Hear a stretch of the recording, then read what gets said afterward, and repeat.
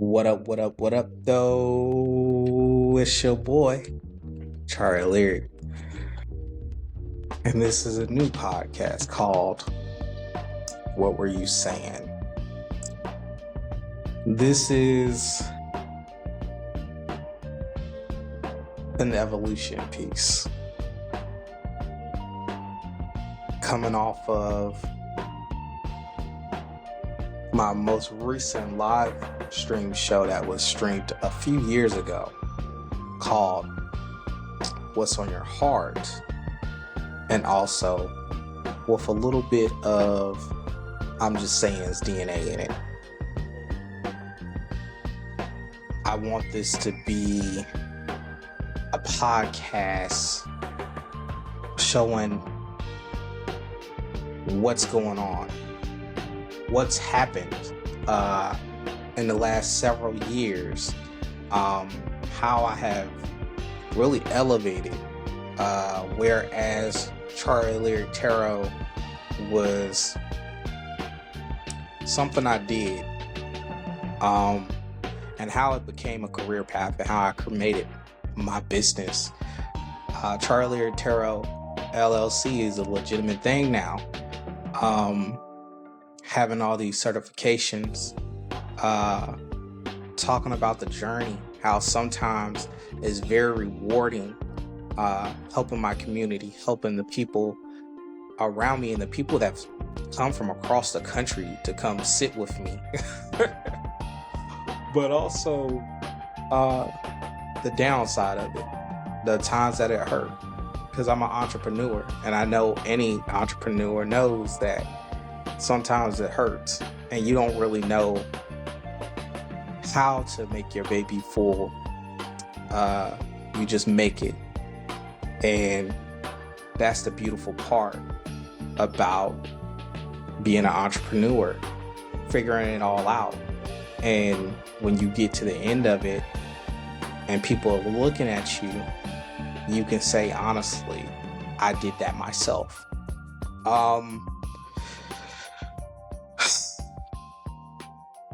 Coming from, I'm just saying, it was really intimate. It was raw with his conversations about self-love, healing, grief, sex, relationships, and the dynamics of that in a self relationship. That was the biggest focus for me when I made I'm Just Saying. I really wanted to create something that people felt like, hey, this guy gets it. I really wanted to create something that I could listen back to. I wasn't really creating for other people. I was creating so when you heard it, you'd resonate with it and you wouldn't feel so lonely, but I wasn't creating it for anybody else but myself. And I had help along the way. People heard the potential, they heard the voice, and so many people contributed to I'm Just Saying, and that was a beautiful thing within itself.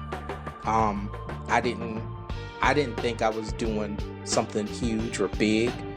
I was just trying to start something. We were in COVID, and I was coming out of being a pest technician, and losing, just previously to that, losing my opportunity at one of the biggest pest control companies that's building up in Charlotte right now. And coming out of that and going into smaller businesses and seeing how they were made. But you know what? It really showed me how much of a leader, how much of a boss I was. Because just previous to that, I was a cab driver and I was used to managing myself and deciding things for myself. And once you get back into working for other people, it's difficult because you're not used to taking direction. You're used to taking the lead.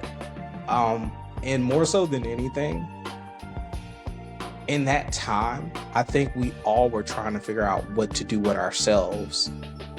I was already learning the tarot. I was already learning hoodoo. I was teaching myself. And as time went on, I grew in my craft.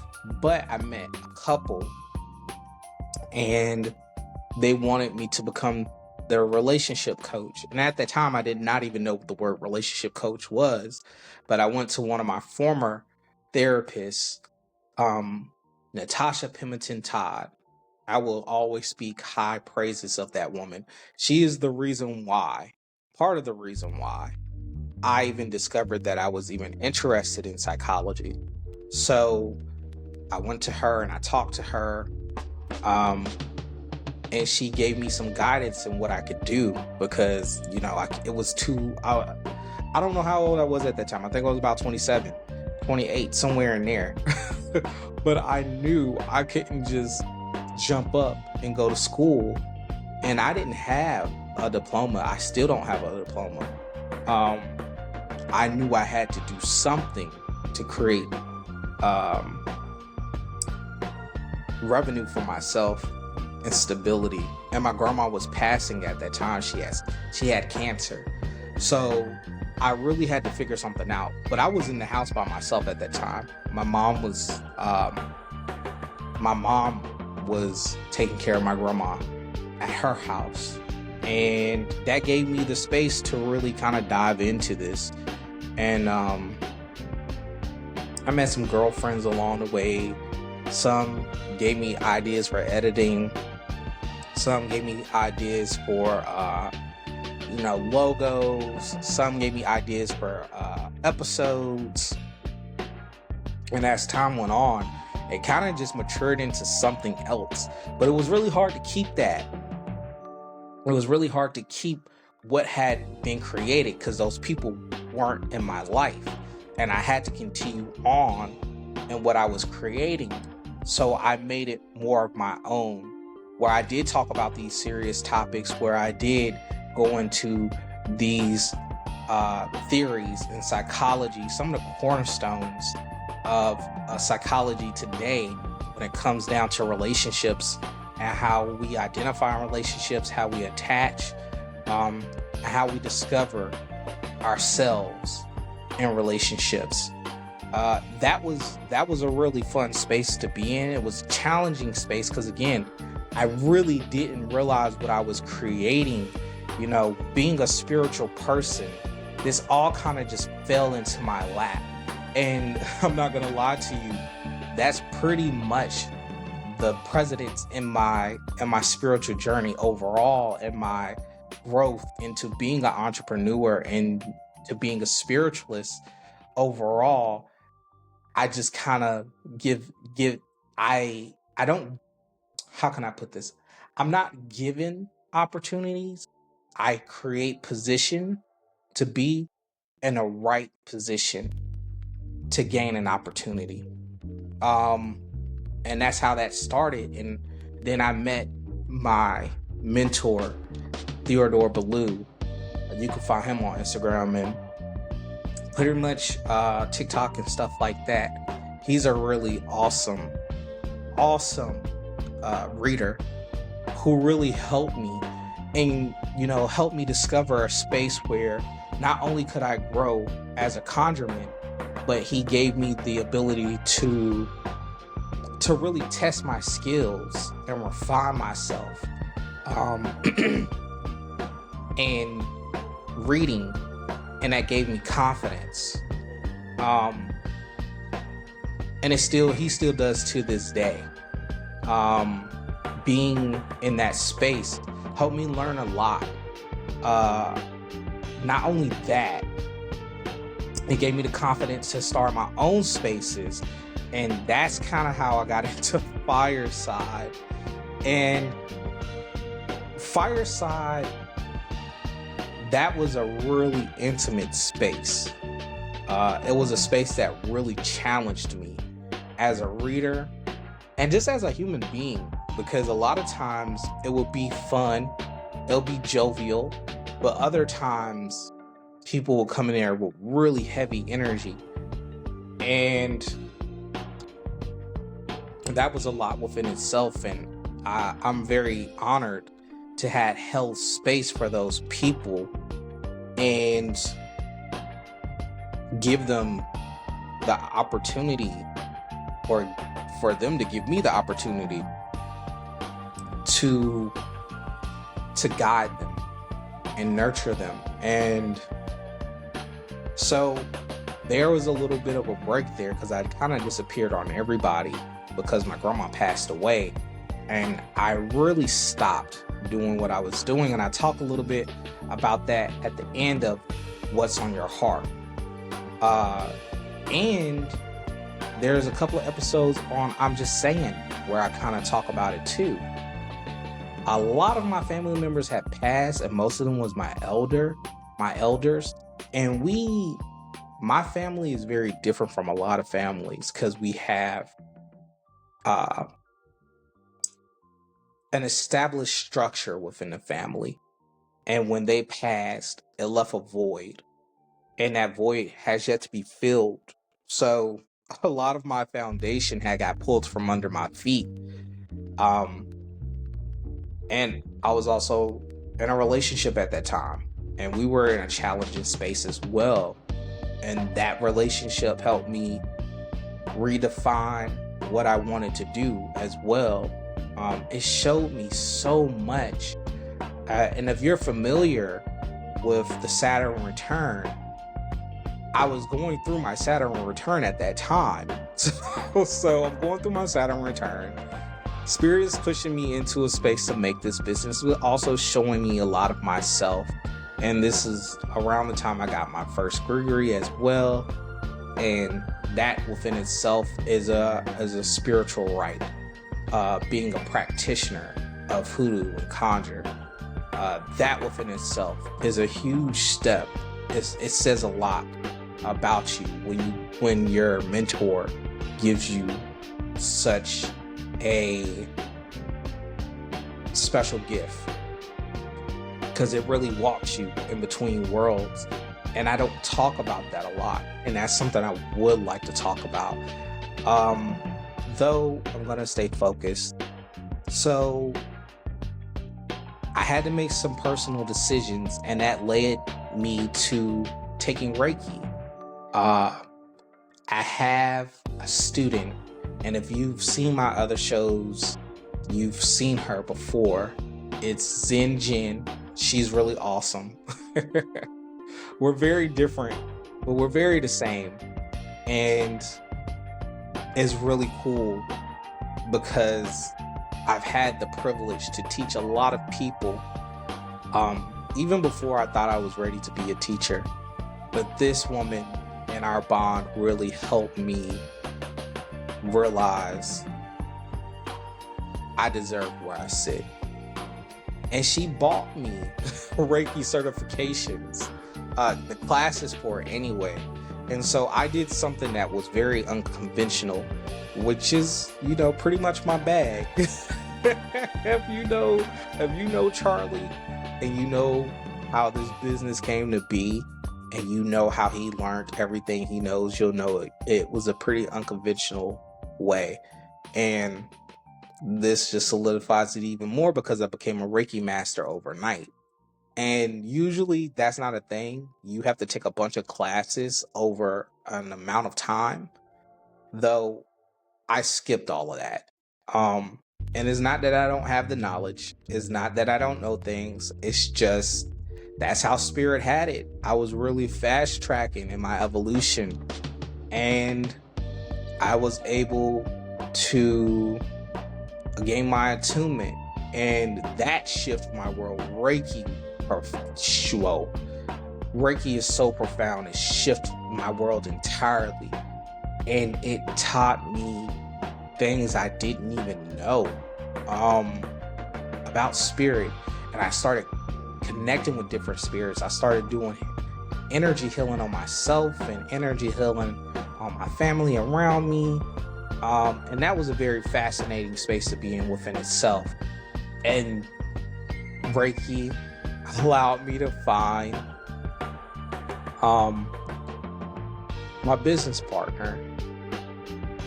And I won't say her name because I don't know how she feels about her name being out there and stuff like that, but Spirit of Healing Lotus, and she gave me the opportunity to create in this safe space, and it was a beautiful thing. And I don't want to talk too much about that because there's some other things going on, and I'll talk about that later on when it's all said and done. But for right now, yeah, and I'm out of that space too, and now I'm currently building, and it's been really rewarding, you know, building something with your own two hands. I was not a relationship coach. I wasn't certified at first, and I got my certification. It was really a touching, but the beautiful thing was, as much as it was touch and go, the people who were allowing me to navigate them trusted me. They already saw what I didn't see. Becoming a relationship coach, a life coach, a CBT practitioner, Reiki healer, with all these different forms of Reiki modalities, psychology and early childhood development, advanced psychology and early childhood development. Of course, these are courses that people create online, but these are also very prominent leaders in their fields creating these programs. So there's so much depth in these lessons, and it took me a while to accumulate that. So when I got to the point of December 2023, I don't remember the exact date. I don't have it written in front of me, but I made CharlielyrictarotLLC, and I was so ecstatic because all that year, that's what I was fighting for, to get my LLC, to not just be somebody on Google, and that was a big deal to me, and I really applaud myself. I shut myself in my office, I turned off the light, and I dug in, and I didn't stop until I became somebody. It's gonna make me emotional, but I really did that, and nobody can take that from me. And I want to be able to give that back to other practitioners. I want to be able to give that back to my community in a big way, because people didn't know what I was going through, and hopefully I can get to a point in this show where I can really say everything honestly and genuinely, because what were you saying isn't so professional that it won't have the same spirit as what's on your heart. Or I'm just saying, I'm still that same person, I'm just refined in how I do in my approach, and I don't want to take the personable energy that comes with what I do. I want to continue to be authentic. I want to continue to be transparent in the progression of what I'm doing.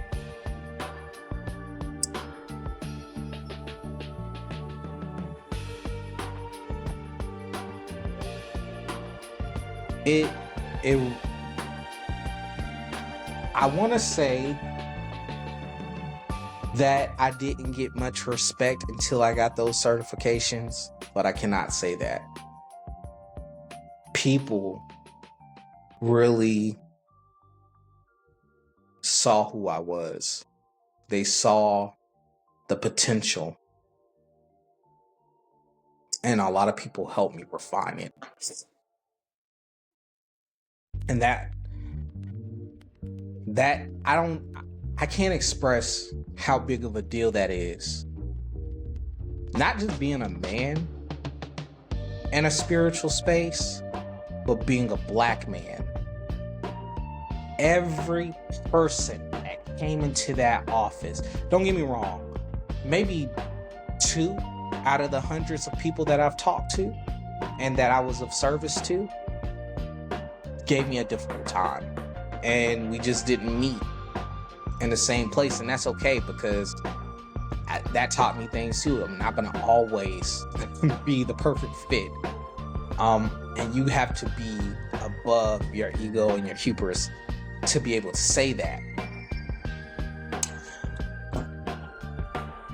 Though people believed in me. When I remember the first time that I set my prices to $100 for a reading. I freaked out. I didn't think that people would see the worth in it.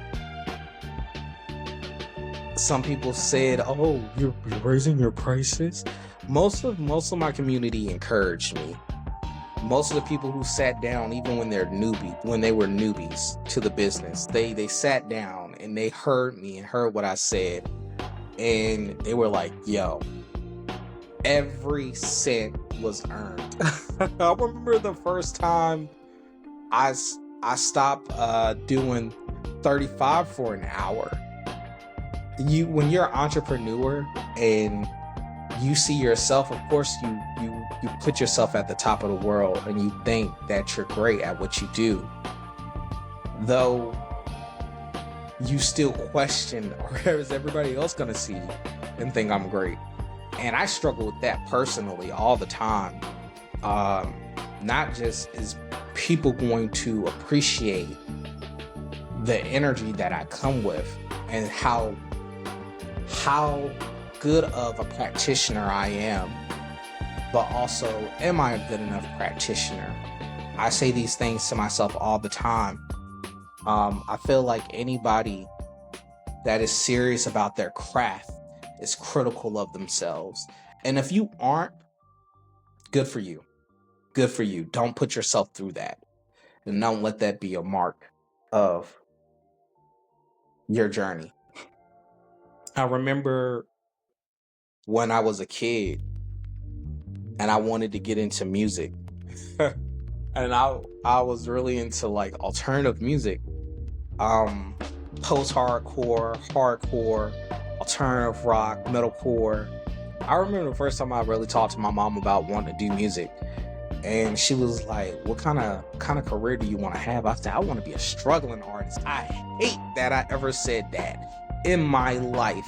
I hate that I put that on me. And I thought it was so cool because I remember one of my favorite bands, From First to Last, the vocalist talked about how they were like recording in a closet, and like, you always hear your favorite artist say stuff like that. I was recording in a closet. One of my favorite artists coming up was 50 Cent. Like, I got shot down and all this, that, and the third. Kanye West, I had my jaws wired. My Chemical Romance, we were touring in a van across New Jersey, doing these sets. People were throwing bottles at our heads and stuff like that. Like, all of my favorite artists were like that. Though I should have, if I could talk to my younger self, I would have said, you don't want to be a struggling artist. You want to be someone refined by your grind. And that's what I learned when I got older. My chart talks about it with Saturn in the 10th house, Aquarius, I believe that is. North Node in Capricorn, Capricorn in midheaven. All of it talks about someone who is building something, and it takes time to build those things. Though I had to learn what I deserved, and it was a tough walk, though I'm here. The one thing that I've learned about success, now I'm aspiring to achieve greatness because I'm meant for greatness, and I know this. I've been told by my elders so often. Though, from the success that I've had, the one thing that I can say about it is, once that you achieve it, no one can take that from you. That's a very, very rewarding feeling. Being someone who's always been told he wasn't going to amount to much, being someone that his grades didn't reflect his brilliance, being someone that, I was the middle kid, and also I was the oldest brother, but also I was the younger brother. So it's a lot of ways where the pressure is applied, and it's so many ways that life hit me. I'm just glad that my life experience and the wisdom that I've cultivated along the way, and the lives that I've touched and the lives that have touched mine, because every life that has sat across from me and I have shuffled these cards for, every single one of those people taught me something. Whether it was a good reading, whether it was a hard reading to hear, or whether it was a bad reading where I flat out just told a person they wasn't doing the greatest. Every single one of those readings taught me so much. Every single mentee that I've had under me has taught me so much. Every mentor that I have been under has taught me so much. And I keep learning.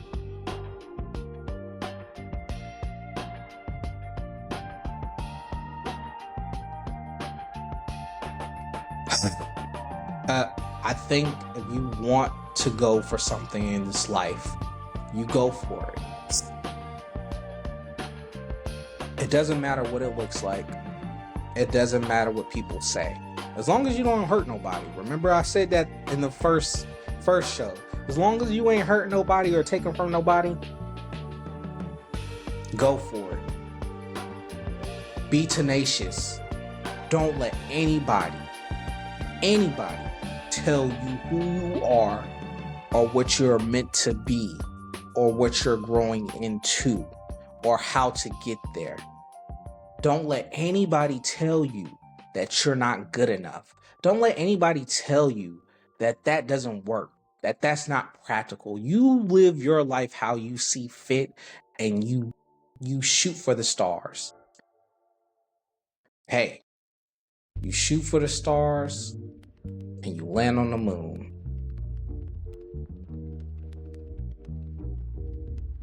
But also, when you get on the moon, you build a rocket and you launch to the next spot. And you feel me? Don't let it stop. I'm going down a segment list. I break the fourth wall for y'all. I'm telling y'all how it is. The social media. I've never been good with social media. And it seems like that's the thing you gotta know how to do to make it in this world, in this climate, in this era that we're in. If you're gonna have a small business, you have to know how to have an internet presence. And it's such a huge part of building an LLC, no matter what capacity is in. You really got to know what you're doing, and you really got to be willing to put yourself out there. You really do. I'm not a fan of social media, but this is me trying to get back into the swing of it. This is me trying to be open and authentic and honest. It will be like the first show, but like I said, it's going to be more refined.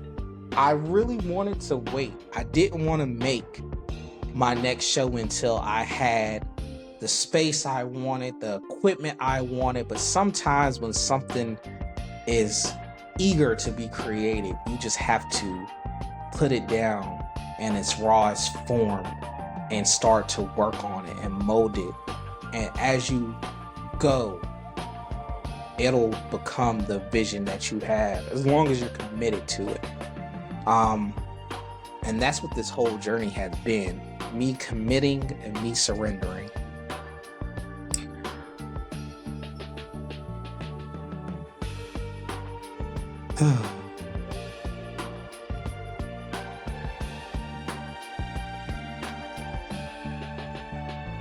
I believe healing is a conversation. And sometimes the most powerful thing we can do is pause, breathe, and ask, what were you saying to yourself, to your spirit, to the people you love? I think that's something that we should be asking ourselves continuously. I think that this life is difficult.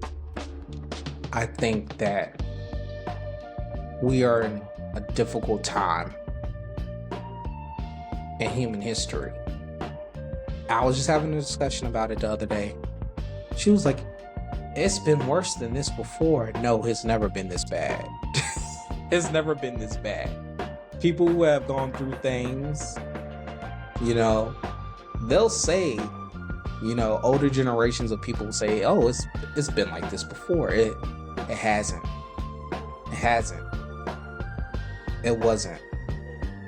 Remember when 5 cents, well, you don't remember because you're not old enough to remember, but our great grandparents, they could go to the store and buy something with 5 cents.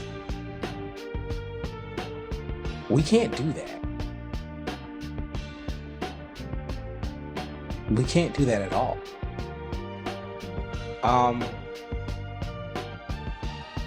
This week, ask yourself, what's really on your heart? What have you been too busy or too afraid to say out loud? Write it down, meditate on it. That's where the healing begins. I ask that you check out this podcast and all my other podcasts where podcasts are streamed. Go interact with my TikTok. Even though it's a bunch of readings, I'll get back to jumping on there. I'm in a space. So please work with me. Mostly go listen to the content. That's what I would really like to see. More engagement in the content. If you can catch me live on TikTok and Instagram, say what up. Book a section on CharlielyrictarotLLC.com. This is just the beginning, y'all. Thank you for stepping into the next chapter with me. Until next time, peace and blessings. Ashe. CharlielyrictarotLLC.com.